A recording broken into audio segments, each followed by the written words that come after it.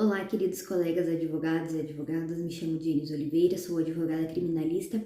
Criei esse canal para que possamos conversar um pouco sobre a prática da advocacia criminal. No vídeo de hoje, gostaria de conversar um pouco sobre nulidades no processo penal. Separei dois casos aqui famosos para que a gente possa analisar o que foi julgado, o que foi levado em consideração para a anulação desses casos, né? Então, eu trouxe o caso da Boate Kiss e o caso do ex-presidente Lula. Bom, os acusados do caso Boate Kiss e o ex-presidente Lula foram inocentados, foram absolvidos? Não, a resposta é não, tá? Então, não existe uma sentença absolutória, né, em que efetivamente tenha inocentado os acusados. O que houve foi uma anulação do processo em decorrência de irregularidades durante o curso do processo. Então, no caso do ex-presidente Lula, o que aconteceu foi a declaração da incompetência da 13ª Vara Federal de Curitiba, porque a 13ª Vara ela era responsável pelos casos da Petrobras, tá? No entanto, foi reconhecido no habeas corpus que foi julgado do ex-presidente Lula, foi reconhecido que os casos do triplex e os demais casos, né, do sítio Atibaia, não teriam relação com a Lava Jato e com a Petrobras. E, consequentemente, a 13ª Vara não seria responsável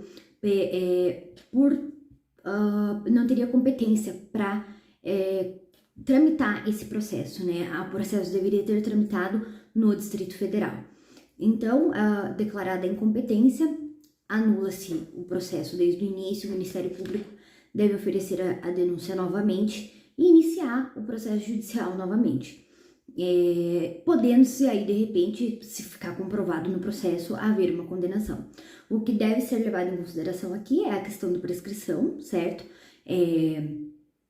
Levar em consideração aí se houve prescrição ou não, mas não havendo prescrição, o Ministério Público tem a possibilidade de iniciar a sua pretensão punitiva novamente.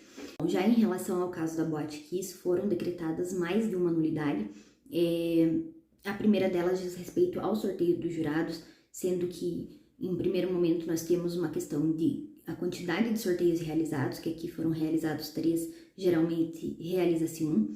E no segundo momento, temos a questão do prazo em relação ao sorteio dos jurados e a data designada para a sessão de julgamento. Esse sorteio ele tem que anteceder 10 dias da sessão de julgamento. Isso está determinado no artigo 433, parágrafo 1º do Código de Processo Penal. O não cumprimento desse prazo inviabiliza aí uma atuação efetiva da defesa, né, violando o princípio da plenitude de defesa. Porque aqui daí não teria tempo de se pesquisar o perfil dos jurados, né, verificar quais jurados são suspeitos ou impedidos, e havendo também uma disparidade de armas aí em relação ao Ministério Público, né, que tem diversos aparatos de buscas em relação a essa questão dos jurados, né, e toda essa estrutura que o Estado dispõe, né, então entendeu-se que existiu-se aí uma violação ao princípio da plenitude de defesa e de paridade de armas.